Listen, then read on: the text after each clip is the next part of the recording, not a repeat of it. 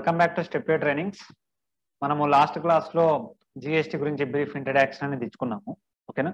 So ఒక practical introduction ఇచ్చుకున్నాము, benefits of GST అని చెప్పుకున్నాము. సో ఈ క్లాస్ వచ్చేటప్పటికి మీకు జిఎస్టీ యొక్క హిస్టరీ అండ్ జిఎస్టీ అనేది ఇండియాలో ఏ రకంగా కమెన్స్మెంట్ అయింది అనే దాని గురించి డిస్కస్ చేద్దాం. ఓకే,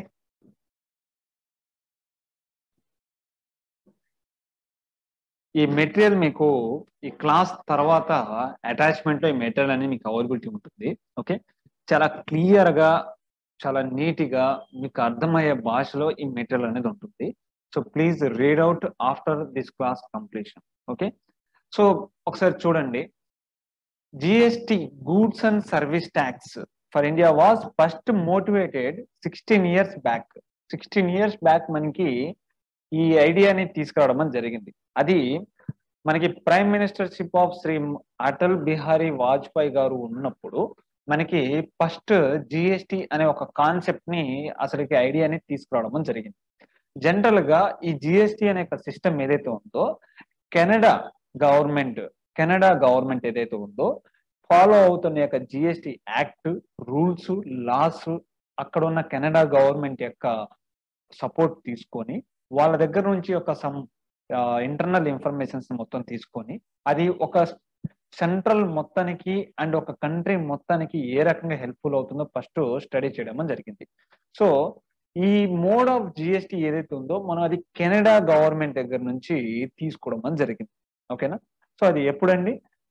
మనకి అటల్ బిహారీ వాజ్పేయి గారు 2006 లో 28th February 2006 so first union finance minister in the budget of for 2006 and 2007 proposed that GST would be introduced from 1st April 2010. 1st April 2010 నుంచి జిఎస్టి అనేది ఇండియాలో ఇంట్రడ్యూస్ చేస్తామని చెప్పేసి సో 2006 లో జరిగిన యొక్క బడ్జెట్ మీటింగ్ ఏదైతే ఉంటుందో సో దాంట్లో అప్పుడున్న union finance minister so propose చేయడం జరిగింది. సో దానికి the improved committee EC of state finance ministers, ఓకేనా, సో దీని ఈసీ టీమ్ అని అంటారు. Okay, improved committee of the state finance ministers point of లో ఈసీ అనే ఒక కమిటీని క్రియేట్ చేసి which had formulated the design of state VAT was requested to come up with a roadmap on structure of GST. So చాలా మంది చెప్పిన మీరు వినే ఉంటారు, జిఎస్టి అనేది వ్యాట్ లాగానే ఉంటుంది. అసలు యాక్చువల్ గా వ్యాట్ వచ్చిందే జిఎస్టిని బేస్ చేసుకొని. ఓకే, సో జిఎస్టి వ్యాట్ లాగా లేదు, జిఎస్టిని బేస్ చేసుకుని వ్యాట్ ని తీసుకురావడం జరిగింది. సో అప్పుడు ఒక చిన్న కాన్సెప్ట్ పాయింట్ ఆఫ్ లో ఇదే జిఎస్టిని ఒక ట్రయల్ మోడ్ పాయింట్ ఆఫ్ లో స్టేట్ వ్యాట్ ని 2006 లో ఇంట్రొడ్యూస్ చేయడం జరిగింది. ఓకేనా? సో అప్పుడున్న యొక్క ఈసీ టీమ్ కన్ఫర్మేషన్ ఇచ్చి స్టేట్ వ్యాట్ మనకి ఇన్వాల్వ్మెంట్ తీసుకురావడం జరిగింది. స్టేట్ వ్యాట్ అంటే ఏంటిది? లోకల్ స్టేట్ లో విత్ ఇన్ ద స్టేట్ లో గూడ్స్ ని సేల్ ఆఫ్ గూడ్స్ చేసే కనుక దానిపైన లెవీ చేసే ట్యాక్స్ స్టేట్ వ్యాట్. దీన్నే స్టేట్ సేల్స్ ట్యాక్స్ అని కూడా అంటారు. సో స్టేట్ వ్యాట్ అనేది is nothing but A trial mode of GST. మీరు ఇది బాగా గుర్తుపెట్టుకోండి. ఓకే, సో చాలా మంది చెప్తుంటారు, మీరు వినే ఉంటారు, జిఎస్టి అనేది వ్యాట్ లాగానే ఉంటుంది. కాదు, జిఎస్టిని బేస్ చేసుకుని వ్యాట్ ని ఒక ట్రయల్ మోడ్ లాగా ఇంట్రడ్యూస్ చేయడం జరిగింది. ఓకే, సో దాని తర్వాత joint working groups of officials having representative of the states as well as centre we set up the examines the various aspects of the GST and draw up the reports specifically on examination and thresholds and taxation of service, taxation on interstate supplies. Okay, అంటే ఏం లేదండి, state government central government point of లో ఒక joint group ని తీసుకొచ్చి ఒక team ని design చేసి ఆ టీమ్ ని ఈ జిఎస్టి పాయింట్ ఆఫ్ లో ఉండే డ్రాబ్యాక్స్ కానీ ప్రతి ఒక్క పాయింట్ ఆఫ్ ని ఏ రకంగా లెవీ చేయాలి, ఏ రకంగా కలెక్ట్ చేయాలి, సర్వీస్ పాయింట్ ఆఫ్ లో ఎలాగా, ఇంటర్స్టేట్ పాయింట్ ఆఫ్ లో ఎలాగా, లోకల్ స్టేట్ పాయింట్ ఆఫ్ లో ఎలాగా అని చెప్పేసి చేయాలి అని చెప్పేసి ఒక టీమ్ ని డిజైన్ చేశారు.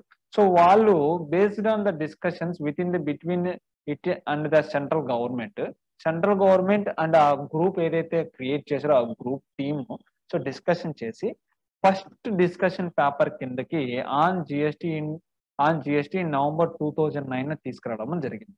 First discussion paper. సో 2009 ఎందుకు తీసుకొచ్చారంటే 2010 నుంచి జిఎస్టీ ఇంట్రడాక్షన్ చేద్దాం అని చెప్పేసి 2009 లోపే వర్కౌట్ అనేది చేయడం అని జరిగింది జిఎస్టీ పైన.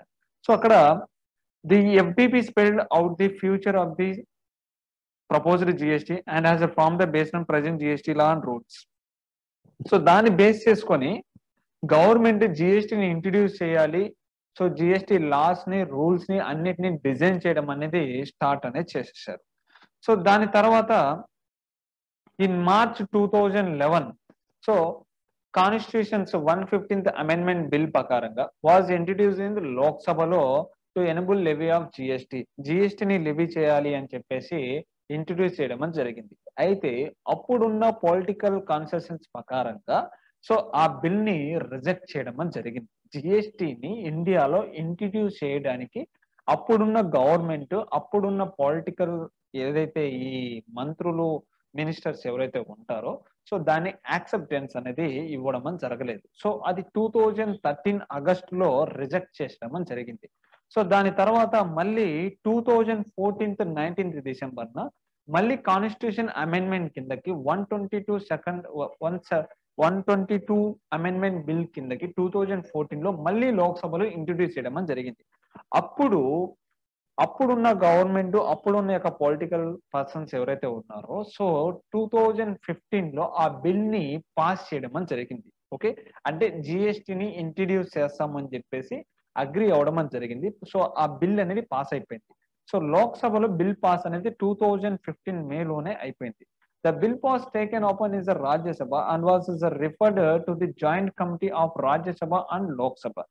ఆ బిల్ ని రాజ్యసభలో కన్ఫర్మేషన్ ఇవ్వడానికి, పాస్ చేయడానికి రాజ్యసభ టీంలో ఏం చేశారంటే ఒక జాయింట్ కమిటీని తయారు చేయడం జరిగింది. ఆ జాయింట్ కమిటీ మళ్ళీ సో ఈ జిఎస్టీ టోటల్ మొత్తం పైన ఒకసారి ఎగ్జామినేషన్ చేయాలి అని చెప్పేసి డిసైడ్ చేయడం జరిగింది. అది రాజ్యసభ తరపు నుంచి, లోక్సభ తరపు నుంచి, ఇద్దరి తరపు నుంచి ఒక జాయింట్ కమిటీని డిసైడ్ చేయడం జరిగింది. సో ఆ కమిటీ 14th May 2015 డిసైడ్ చేయడం జరిగింది. దాని తర్వాత ఆ కమిటీ మనకి 22nd July 2015 సో మనకి రిపోర్ట్ ఇవ్వడం అని జరిగింది. ఆ కమిటీ మొత్తం ఎగ్జామినేషన్ చేసిన దాని మొత్తం యొక్క రిపోర్ట్ ఇవ్వడం అని జరిగింది. సో ఆ రిపోర్ట్ ఇచ్చిన తర్వాత మనకి లోక్సభలో, రాజ్యసభలో రాజ్యసభలో 2016 1st August బిల్ పాస్ అవడం అని జరిగింది. ఓకే, సో 1st August 2016 రాజ్యసభలో బిల్ పాస్ అయిపోయింది. దాని తర్వాత 3rd August 2016 లోక్సభలో కూడా మనకి బిల్ పాస్ అవడం అని జరిగింది. ఓకే, సో బిల్ ని మూవ్ చేసింది 1st August 2016, రాజ్యసభలో పాస్ అయింది 3rd August, లోక్సభలో పాస్ అయింది 8th August. Okay, Rajya Sabha 3rd August 2016, Lok Sabha 8th August 2016. So ఎక్కడైనా సరే మీకు జనరల్ నాలెడ్జ్ పాయింట్ ఆఫ్ లో ఈ క్వశ్చన్ వేస్తే కనుక రాజ్యసభలో బిల్ పాస్ అనేది ఎప్పుడైంది అని చెప్పేసి అడిగితే, జిఎస్టీ బిల్ పాస్ ఎప్పుడైంది అని అడిగితే కనుక 3rd August 2016 అని చెప్పాలి. లోక్సభలో 8th August 2016 అని చెప్పాలి. సో అక్కడికి జిఎస్టీ ఇంట్రడక్షన్ ఇవ్వడానికి సో రెడీ అయిపోయారు. సో దాని తర్వాత some after rectification of required number of states state legals and assent of the president and the constitutional amendment was notified as constitution. అంటే ఇంకొన్ని changes ని ఐడెంటిఫై చేయడం అని జరిగింది. ఆ చేంజెస్ అన్నిటిని సో అమెండ్మెంట్ అనేది చేయడం అని జరిగింది. సో ఆ అమెండ్మెంట్ మొత్తం చేయడం జరిగిన తర్వాత నో జిఎస్టీ అనే ఒక ట్యాక్స్ ఇండియాలో ఇంట్రడక్షన్ చేయడానికి రెడీగా ఉందన్నమాట. సో ఆ ట్యాక్స్ ని ఒక యాక్ట్ కిందకి మార్చి after GST council approved the central goods and service tax CGST act అని అంటాం. సో సిజిఎస్టీ యాక్ట్ ని డిజైన్ చేయడము, ఫినిష్ చేయడం జరిగింది. సో దాని తర్వాత integrated goods and service tax అనే యాక్ట్ ని కూడా తీసుకురావడం జరిగింది. IGST act, CGST act. ఈ 2 యాక్ట్స్ ని లోక్సభ, రాజ్యసభ రెండిట్లో అప్రూవ్ ఇవ్వడం జరిగింది. సో దాని తర్వాత యూనియన్ టెరిటరీస్ కి సపరేట్ గా ఒక యాక్ట్ కిందకి union territory goods and service tax act కిందకి తీసుకురావడం జరిగింది. Okay, so CGST act, IGST act, UTGST act అని చెప్పేసి 3 యాక్ట్ని ఇంట్రడ్యూస్ చేయడం జరిగింది.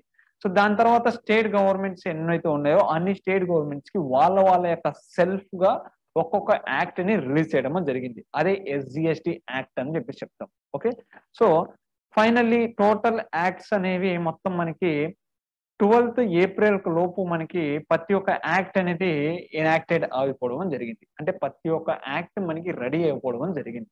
సో ఆ యాక్ట్స్ మొత్తాన్ని ఏమేమి acts, CGST act, IGST act, UTGST act and SGST act ని, సో ఈ యాక్ట్ అనేది 12th ఏప్రిల్ 2017 లోపు so there are ready to release అన్నమాట. సో దాని తర్వాత so thereafter, state legislature of different states has passed respective state goods and service tax bills. After this encashment of various GST law, GST was launched with effect from 1st July 2017 by Sri Narendra Modi, Honorable Prime Minister of India, in the presence of Sri Pranab Mukherjee, then the President of India, in a midnight function at the Central Hall of Parliament of India. Okay, ante so 1st July 2017 mid night function అనేది ఒకటి arrange చేసి, so central hall of parliament of India అనే ఒక hall ఏదైతే మనకు ఉందో ఆ హాల్లో ప్రైమ్ మినిస్టర్, ప్రెసిడెంట్ ఇద్దరి చేతుల మీదుగా జిఎస్టీ అనే యాక్ట్ ని ఇంట్రడ్యూస్ చేయడం జరిగింది. సో 1st July నుంచి జిఎస్టీ అనేది ఇండియాలో లెవీ అవ్వడం జరిగింది.